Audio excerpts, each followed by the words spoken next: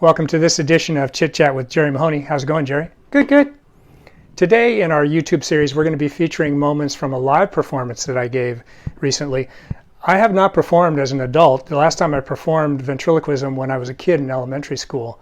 Although I learned the basics of ventriloquism when I was 10 years old and when I received my first Jerry Mahoney, it's been a lot of years that I have not been active with ventriloquism. In fact, it's only been the last year that I've been a collector. Since November of 2020, I have purchased, or I now own 12 ventriloquist figures. I started with one, then I bought my second one in November of 2020, a Charlie McCarthy. He was a nice addition to the family, and from there, I've purchased more and more. I've also created a YouTube series, you're watching that now, and this is the 31st episode. The YouTube series is for fun and a way of expressing creativity and bringing these little lads to life. Yeah. Over the past year, I've also joined several Facebook groups that serve as a tremendous resource of history, ventriloquist tips, guidance, etiquette, friendship, and inspiration. Among the Facebook members are collectors who do not perform, craftsmen who create and restore these figures, and of course professional ventriloquists who keep the art of ventriloquism alive. Seeing their posts got me wondering if I would be brave enough to ever come out from behind the safety of the Chit Chat studios to perform live. Well, it happened. I received an invitation to perform for my Rotary Club this past Friday. Because I couldn't decide which of my figures to bring, I brought them all. As part of the performance, I first showed a PowerPoint about ventriloquism, followed by 2 skits, one with Dave and one with Conrad. In today's episode, I'll share with you a few moments from the live performance. So sit back, relax, and enjoy today's show. Yeah. My slideshow began with a picture of this year's Vent Haven convention, as well as a few expressions we often associate with ventriloquism. Can you name these famous people? I asked the audience to guess. The first one, Don Knotts. Next, Johnny Carson. This is Amy Tan, the fiction writer, and Bob Dylan.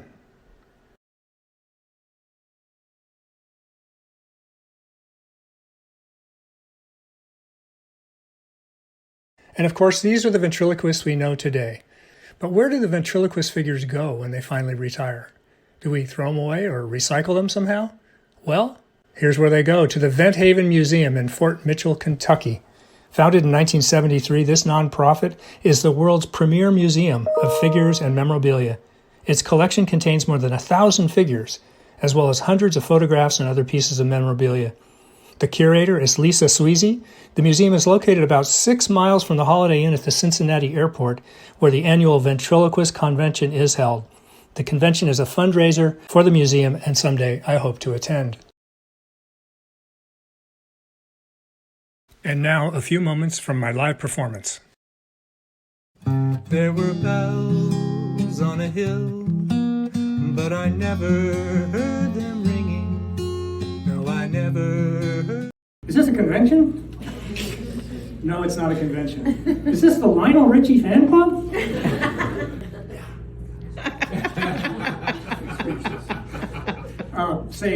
No, actually we're at the Pleasanton North Rotary Club.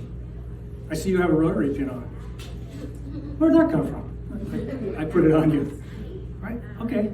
So, hi everybody. Hello. So Dave, what is it that you do for a living? Why don't you tell everybody? Oh yeah. So get this. I'm a sit-down comedian.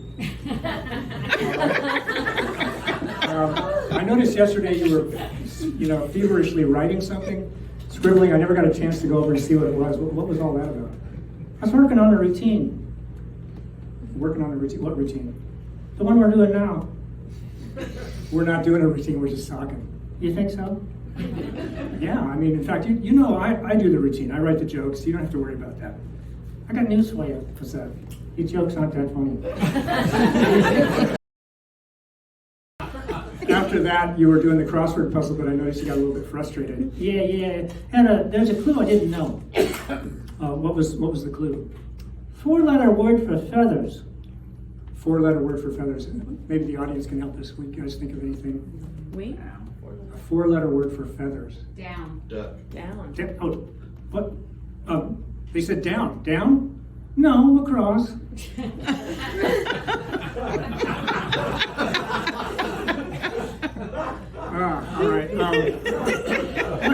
What's so funny about that?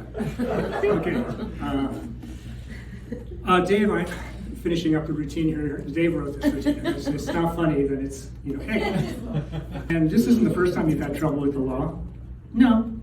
What happened last time? Oh yeah, one time I stole a calendar.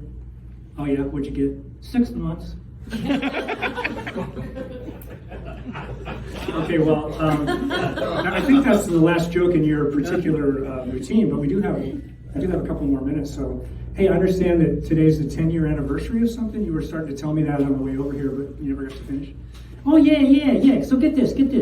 10 years ago, I asked my childhood sweetheart, my best friend, and the most beautiful lady in the world to marry me. Well, that's very sweet.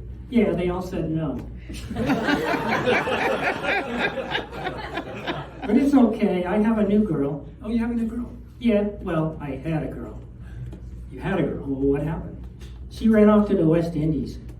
Oh, Jamaica? No, she went on her own.